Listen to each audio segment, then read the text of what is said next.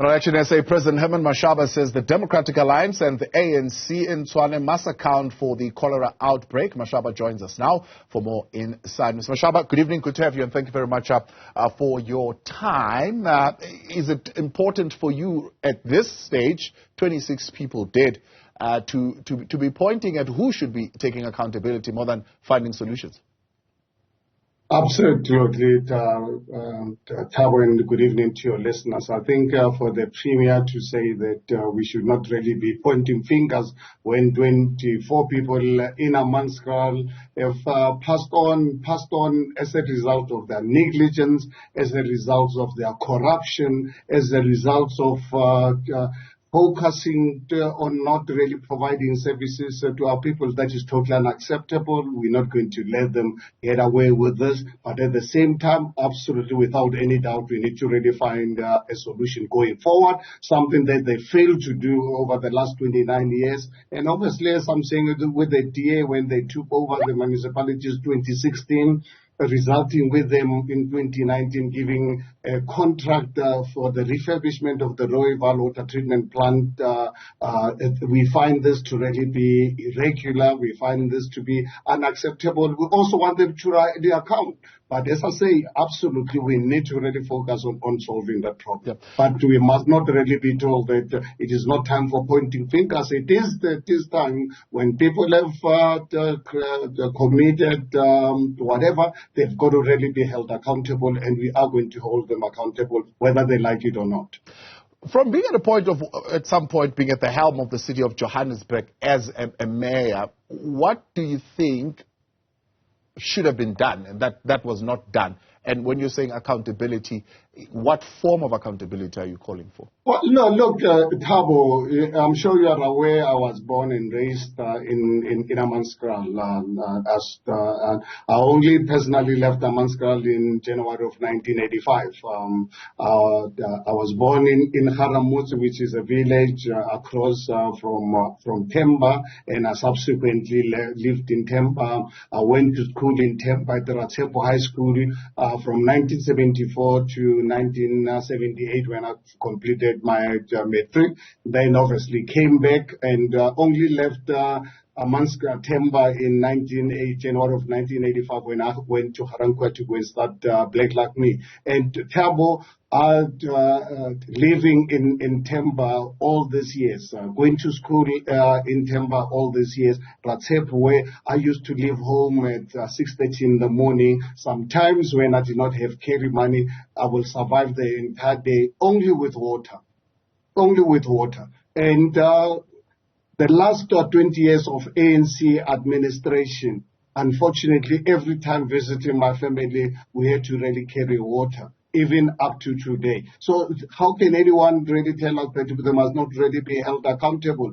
They ignored and failed to provide potable, drinkable water to the people of Hammanskraal. I don't know whether they forget or they didn't know, or it is not in their DNA to provide proper services to our people. As the community of Hammanskraal growing, they should have made sure that the infrastructure that's supplying water, the source, is actually upgraded. And that's something that they've dismally failed to do. So you can imagine the Rooiwal water treatment plant. How long is it going to take for it to really be fair, to be fair?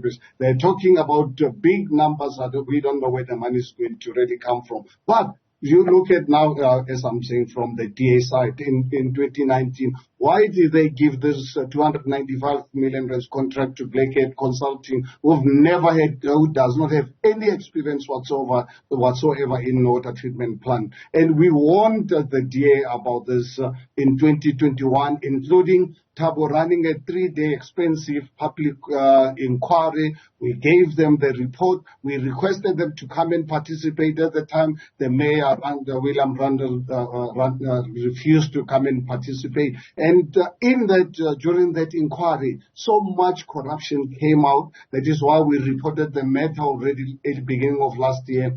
to the SIU. We brought in a motion to the city of Tshwane with our own coalition partners refusing to actually share this matter out in the public domain. This problem of water in Hammanskraal should have long been solved many years ago. Yeah. I can tell you in Ramotse and other villages around Hammanskraal where my family lives.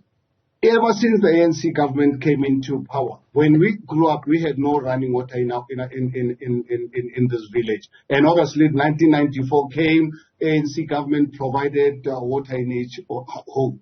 We thought everything is fine. Few years down the line, the taps ran dry. What they did, got the tenderpreneurs, gave them another tender. Instead of going to sort out the source of water, they brought in the second tap. Yeah. You know, most of the people in the villages around Hammanskraal, they've got two taps in the same property, but both of them empty. And now you look at the timber, the state of the water, I'm sure everyone is aware. That is why our people are dying in this manner. Now, let's look at what they're saying now. I think they're saying 4 billion rands or so is going to be required when this project is going to be completed of fixing the timber wastewater treatment plant. They are bringing in the Development Bank of Southern Africa to look and watch over the procurement process. Do you have any confidence in that process that it will actually resolve some of these challenges?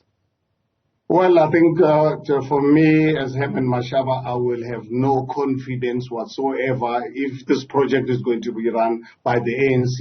ANC has never run anything in an ethical manner. So we hope, as the multi-party in the city of Tshwane, we are happy to work with them to ensure that we ensure that firstly, the procurement process is run in a transparent, fair manner.